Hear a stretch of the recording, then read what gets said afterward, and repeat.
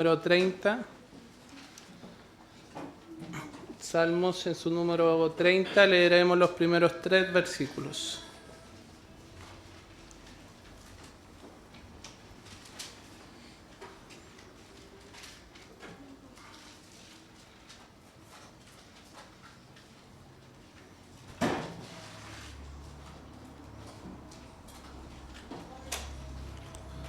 Amén. Te glorificaré, oh Jehová, porque me has exaltado, y no permitiste que mis enemigos se alegraran de mí. Jehová Dios mío, a ti clamé y me sanaste. Oh Jehová, hiciste subir mi alma del Seol, me diste vida para que no descendiese a la sepultura. Amén. Pueden tomar asiento.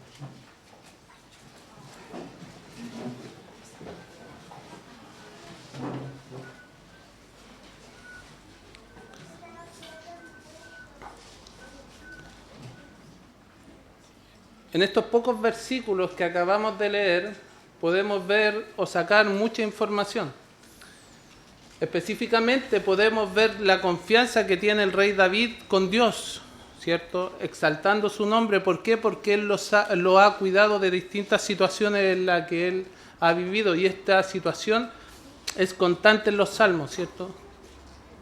Podemos ver cómo glorifica a Dios porque lo ha cuidado, porque no permite que le pase nada malo, porque lo cuida de los enemigos que el rey tenía, y también porque el rey David sabe que él lo escucha. Dice, tú me has escuchado y me has cuidado. Ahora, ¿cómo David había sido llevado por sí a decirlo de la tumba al aire viviente? El versículo número 3 nos da luz de lo que veremos el día de hoy y nos dice que de la luz Dios lo ha llevado a la vida. De la oscuridad Dios lo ha llevado a la vida. Y es por eso que el sermón del día de hoy es a son de pregunta: ¿en dónde está la vida? En este salmo vemos algo muy importante, y es que Dios es quien nos levanta con su mano tierna cuando nosotros lo necesitamos. Y es lo que estaba haciendo el rey David cuando nos muestra estos versículos.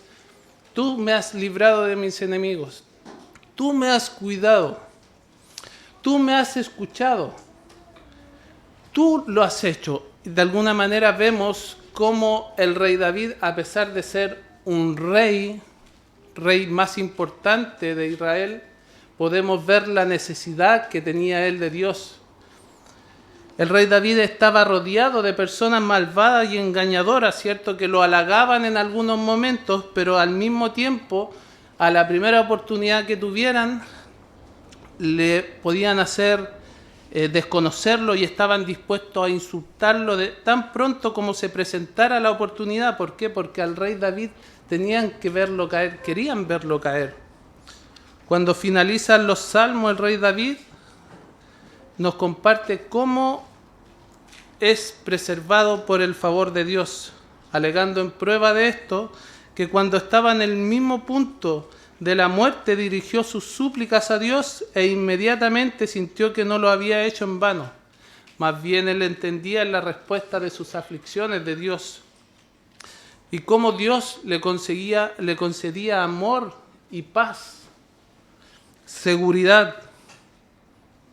Y nos podemos hacer la siguiente pregunta: ¿acaso Dios escucha nuestras oraciones? Yo creo que la respuesta es sí, ¿cierto? La iglesia responde sí. Entonces nosotros estamos orando lo necesario, estamos llevando nuestras aflicciones a las rodillas, estamos orando como nos exhortaba el Evangelio de Mateo en la lectura que tuvimos el día de hoy. Son preguntas necesarias para llevar una vida piadosa. David calculó que no podía expresarlo con suficientes palabras de la magnitud del favor que Dios le daba. Y llega al punto de comparar la oscuridad a la luz. Son dos extremos, ¿cierto? Es la luz, es la oscuridad. Es el día, es la noche. ¿Es el cielo o es el infierno? Lo que hace el rey David es mostrar el favor de Dios de tal manera de decir, Dios me ha sacado de lo peor para llevarme a lo más glorioso, que es su comunión, estar con Él. En el caso que se había visto obligado a arrojarse apresuradamente para proteger su vida en esas instancias, hasta el punto de esconderse, ¿cierto? Y esa es la rebelión que él estaba viviendo.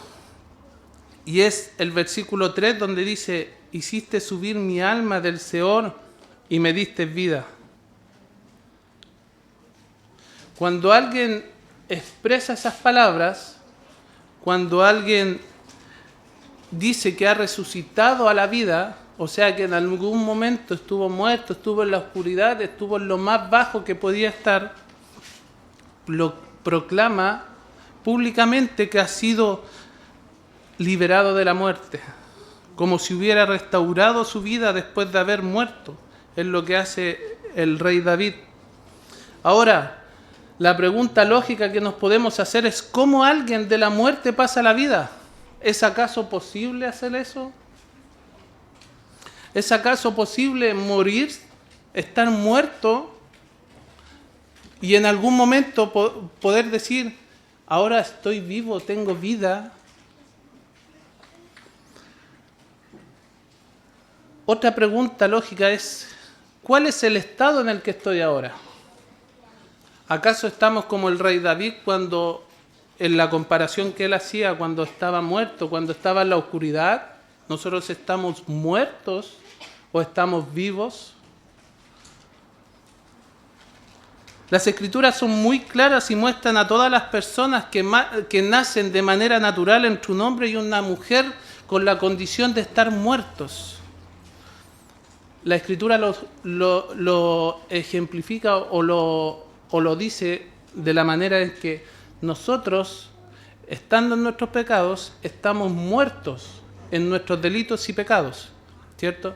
Entonces nuestra naturaleza es que nosotros estamos muertos en nuestros delitos y pecados. El pecado original es la enseñanza en que nos muestra el pecado en que está la humanidad a causa de la caída de Adán. Pero no se refiere al pecado original cometido por Adán, sino que al comer el fruto prohibido y violar el mandamiento de Dios, sino que a la condición moral y espiritual por causa de ese mismo pecado. Y es como Pablo nos exhorta en el libro de Romanos capítulo 5, el pecado entró en el mundo por medio de un hombre, y por medio del pecado la muerte. Así también la muerte se extendió a todos los hombres, porque todos pecaron. Lo que Pablo afirma no es que todos los hombres hayan pecado siguiendo el ejemplo de Adán, y por tanto sufren la maldición de la muerte, sino que todos los hombres comparten las consecuencias del pecado de Adán, como afirma, porque todos pecaron. Pablo se refiere a nuestra unión con Adán en su incumplimiento del mandato de Dios. Entonces, Adán pecó, en consecuencia el pecado y la muerte entraron en el mundo y se enseñorearon de todos.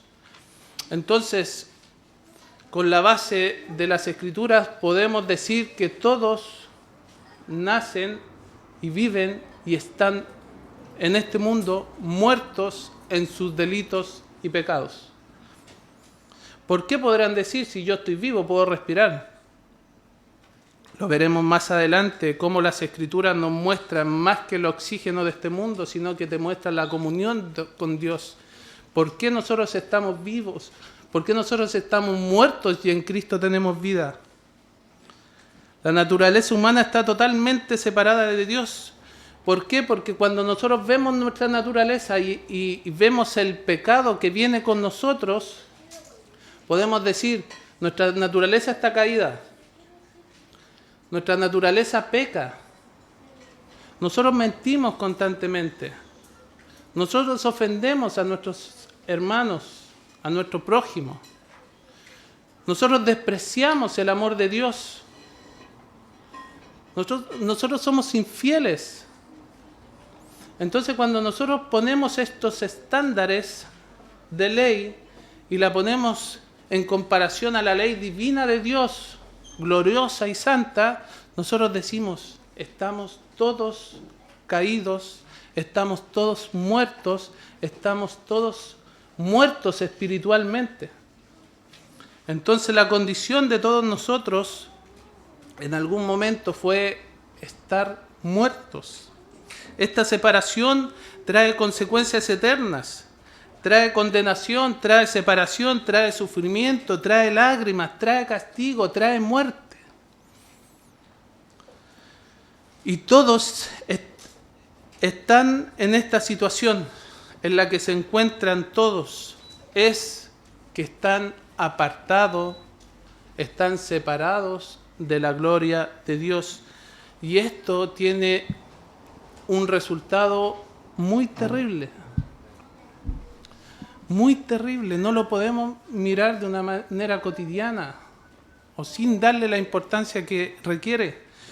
Todos aquellos que están fuera de Cristo están destinados al infierno.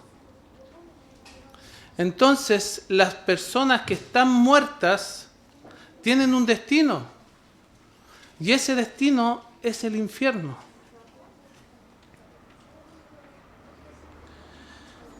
Y esto es muy importante. ¿Por qué? Porque fue la misma persona de Jesús quien enseñó acerca del infierno más que todos los autores bíblicos que nosotros podemos ver en las Escrituras. Jesús habla del fuego eterno y castigo como la morada final de los ángeles y los seres humanos que han rechazado a Dios. Él dice que los que ceden ante el pecado estarán en peligro del fuego del infierno. El infierno donde el gusano de ellos no muere y el fuego nunca se apaga. Jesús se refiere a los gusanos que viven en los cadáveres, en el montón de basura. Y se entiende de esta manera: cuando se consume toda la carne, los gusanos mueren. Pero como la condenación es eterna, los gusanos jamás morirán y están eternamente en el castigo eterno. Esto nos habla de que nosotros, al transgredir la ley de Dios y al ser un Dios eterno, nuestro castigo será de la misma manera. Aquellos que rechazan el Evangelio y que están muertos, será una condenación eterna. Hablar del infierno para muchos, e incluso para algunas iglesias o algunos cristianos, puede ser un poco chocante. E incluso algunos evitan hablar del infierno y de la condenación. ¿Por qué? Porque muestras a un Dios duro, a un Dios malo. Puedes herir sus sensibilidades, ¿cierto? En esta época que es todo tan sensible. Pero a la luz de las Escrituras, la doctrina del infierno es importante porque es la única manera de saber y de entender cuán grande es el amor que tuvo Cristo en la cruz. Nos amó y lo mucho que hizo por nosotros. Jesús dice que ninguna destrucción física puede compararse a la destrucción espiritual del infierno. Habla de perderse de la presencia de Dios. Y eso, hermanos, es lo que le sucedió a la persona de Jesús en la cruz.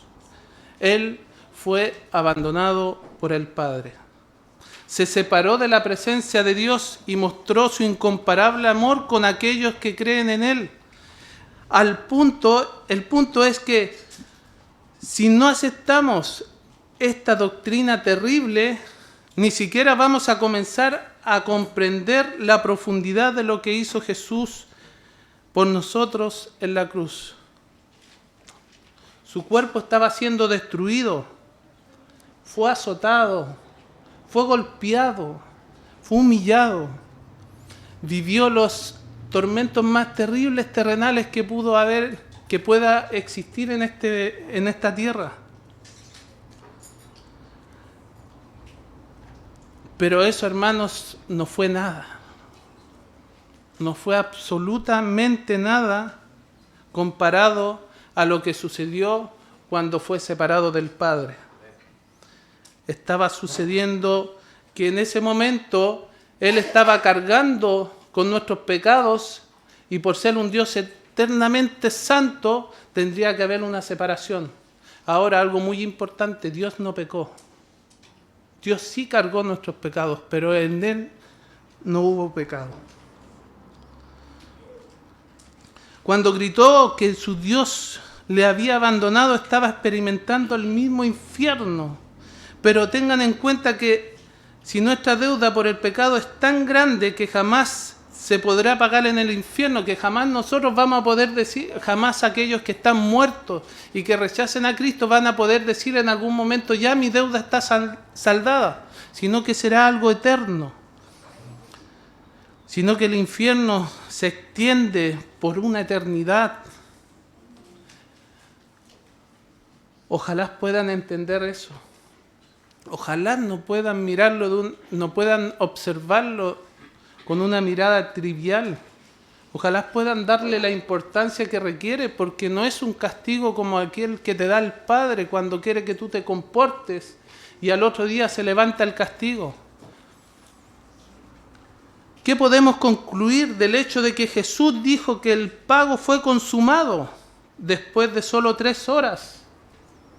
Vemos que lo que Él experimentó en la cruz fue mucho peor y más profundo que todos nuestros merecidos infiernos juntos. ¿Por qué? Porque Él no solamente pagó tus pecados, no solamente pagó el pecado que tú estás cometiendo ahora o el día de hoy, sino que Él pagó el pecado del pasado que tú cometiste, del que estás cometiendo, y también pagó todos tus pecados futuros. Junta toda esa cantidad por todas las personas que han creído en Él y que han sido justificados por esa obra. Él lo pagó en ese momento.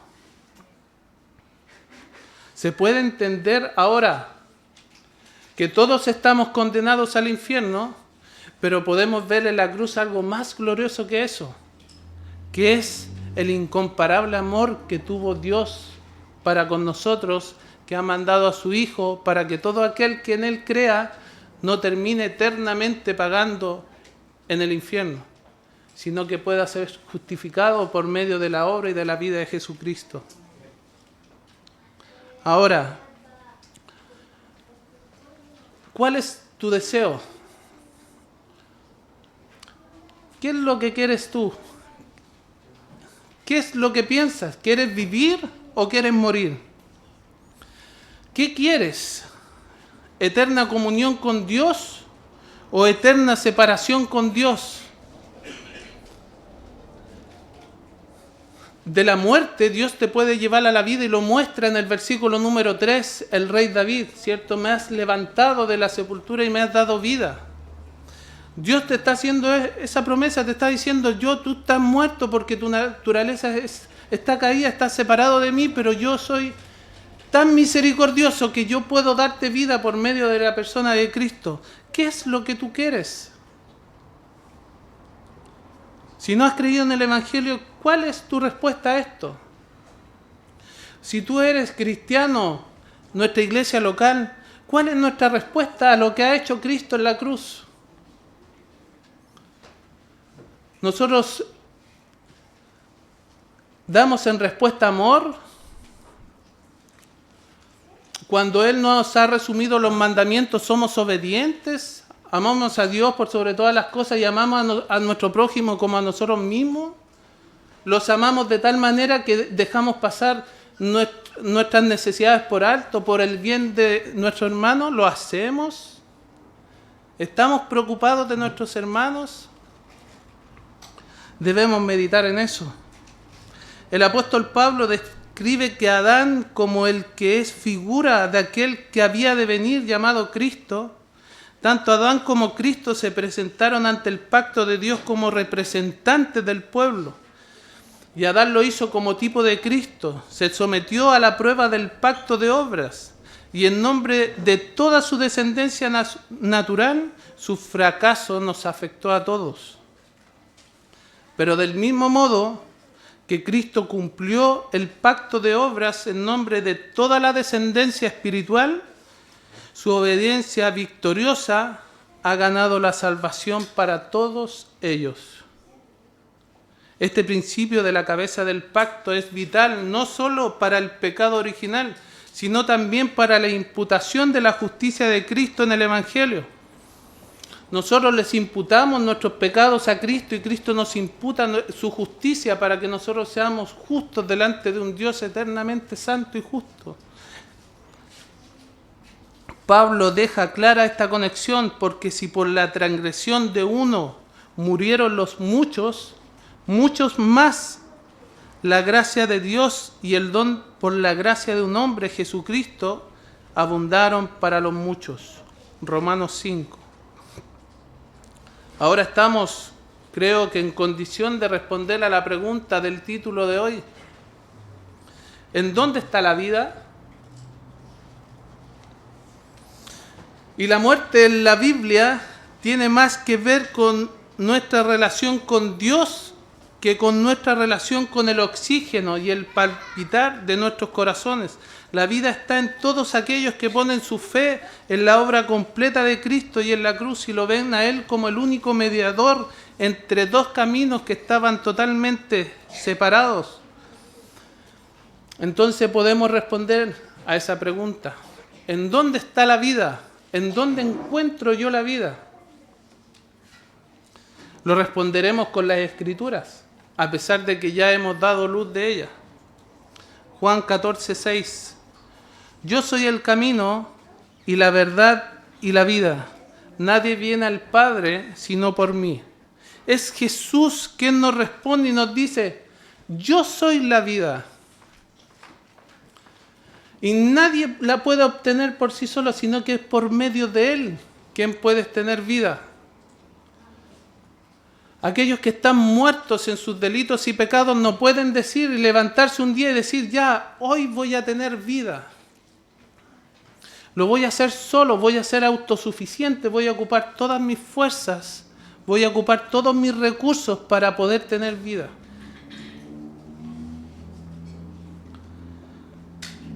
Es Cristo quien nos da vida. Es Dios quien nos da vida por medio de Cristo. El Señor, en su misericordia, dice que no rechazará a nadie que vaya a sus pies en arrepentimiento y fe. Y es el llamado que hacemos en estos momentos, mediante un ruego de nuestros corazones, que te reconcilies con Él.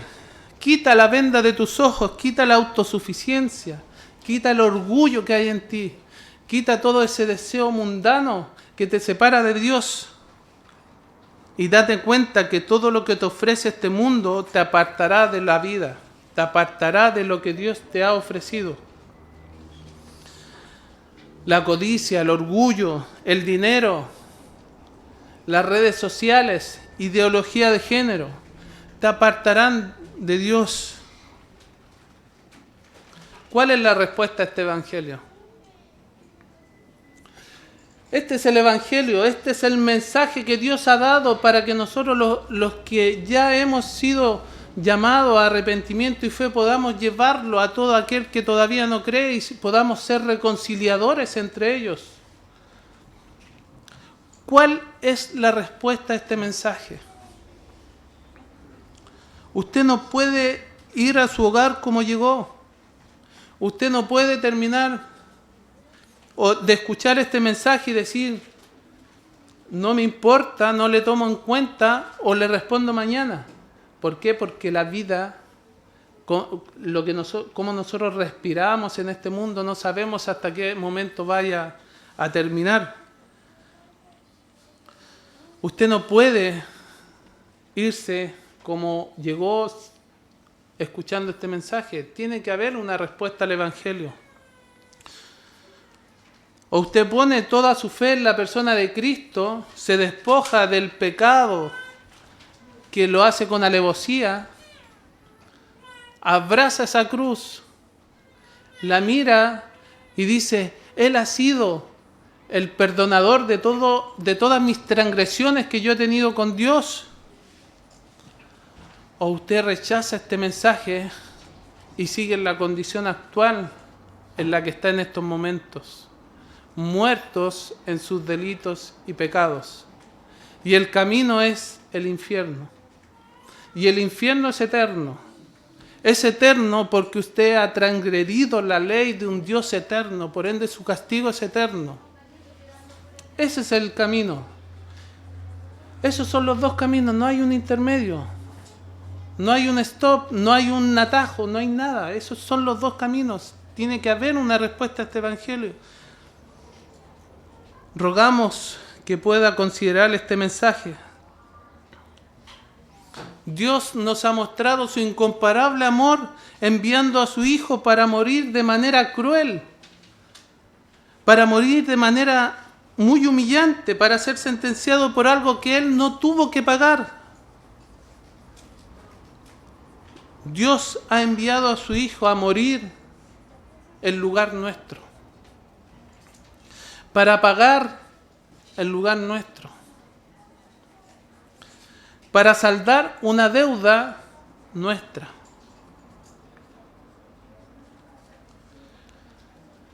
Tiene que haber una respuesta a este mensaje. Y nosotros rogamos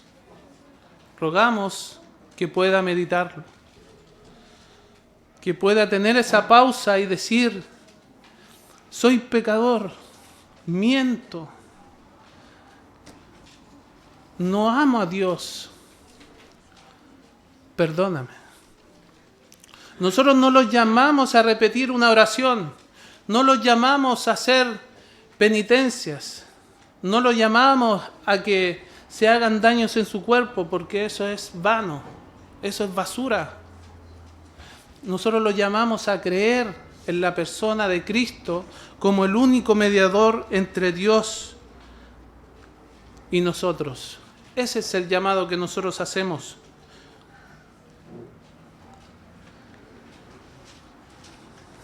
Su justicia nos envuelve para que cuando llegue el final de esta vida mundana podamos deleitarnos aquellos que hemos creído de la gloria eterna de un Dios que nos mostró su incomparable amor en la cruz.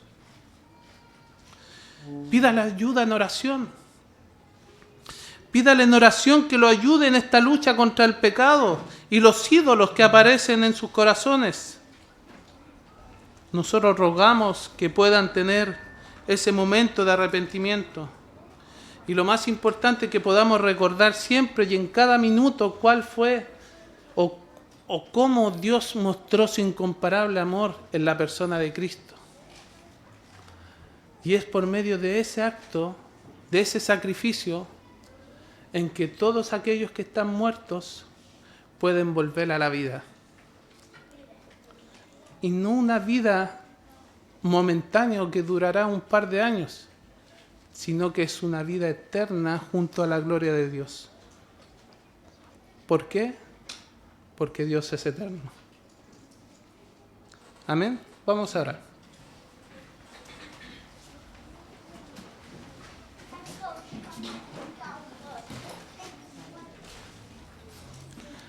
Amado Señor, damos gracias por el mensaje del día de hoy. Damos gracias porque usted nos ha llevado de la muerte a la vida. Porque usted ha puesto en nuestros corazones el creer y el arrepentimiento necesario para vivir una vida piadosa, Señor, una vida que le agrade a usted. Damos gracias porque usted ha tenido misericordia de nuestras vidas. Pedimos por aquellos que aún no han recibido el Evangelio. Rogamos por ellos, Señor, para que usted ponga arrepentimiento y fe en sus corazones y puedan creer en esa gloriosa obra que Cristo ha hecho en la cruz para perdón de pecados. Le damos gracias, Señor, en el nombre de Jesús. Amén.